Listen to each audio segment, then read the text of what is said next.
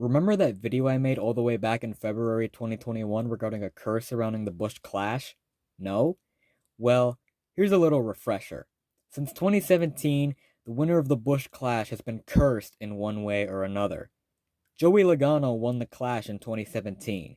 He got one win, which was encumbered, meaning he wouldn't receive any points from it, missed the playoffs, and finished 17th in points. The next year in 2018, Brad Keselowski won the Clash. He'd go on to wreck in the duels and the Daytona 500. On top of that, he'd go winless in the first 24 races of the season. Then he'd win 3 races in a row at Darlington, Indianapolis, and Las Vegas. All this momentum he had was for nothing, though, as he'd be eliminated from the playoffs in a round of 12. He was the one least affected by the curse. In 2019, Jimmie Johnson won the Clash.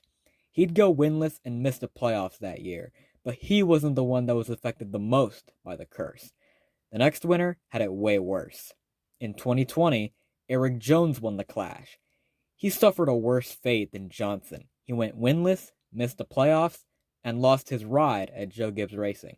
Jimmie Johnson at least got to stay at Hendrick for one more year before retiring. The next Clash winner after Erik Jones had it a little bit better. In 2021, Kyle Busch won the Clash. He'd have a hard crash in the Daytona 500 and finish 35th at the Daytona Road Course. After that, he'd trade top 5s and top 10s for finishes outside the top 10. He'd score 2 wins on the season at Kansas and Pocono. He made the playoffs and nearly made it all the way to the Championship 4, but was eliminated at Martinsville. As you can clearly see, the Clash is definitely a race you do not want to win. But one of these drivers went out, won the Clash, and broke the curse. That driver was Joey Logano. This year, the Clash was held in the LA Coliseum. Maybe the new venue is what helped break this curse, but the venue here doesn't matter. What matters is that Joey Logano won it. In the first 11 races of the season, he scored 3 top 5s and 5 top 10s. Out of his 6 finishes outside the top 10, 4 of them were outside the top 20. The curse was rearing its ugly head. In the 12th race of the season at Darlington, he'd win from the pole after hitting a bump and run on William Byron. The next 2 weeks, he'd finish 17th at Kansas and DNF at Charlotte after a late race crash. At Gateway, he'd win again. Then after that, he'd trade poor finishes with good finishes. For every top 5 or top 10 he scored, he'd have one finish outside the top 15. The curse was doing its damnedest to bring him down. But still he rose. He crawled his way through the playoffs, making it to the round of 8. In the first race of the round of 8 at Las Vegas, he'd win, locking himself into the Championship 4. Now his team had 3 weeks to prepare his car for the championship race at Phoenix. And boy, did they use that time to the fullest.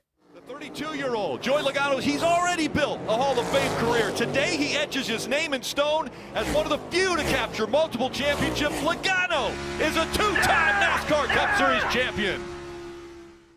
Through all the trials and tribulations, all the challenges and hardships, Joey Logano, after everything he went through this season, persevered and won the 2022 Cup Series championship.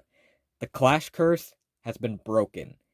This curse threw everything it had at Joey Logano, but he managed to overcome the odds and finally break this curse. Does this mean that the Clash curse is gone forever? Who knows?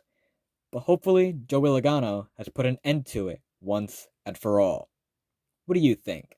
Has Joey Logano broken the Clash curse for good, or will the curse be resurrected next year and find another victim? Let me know in the comments below. If you want to see more of me, be sure to follow me on Instagram and join my Discord server. Links to both are in the description down below. Leave a like on the video and subscribe to my channel for more motorsports content. Thank you all so much for watching. That's it from me. Peace.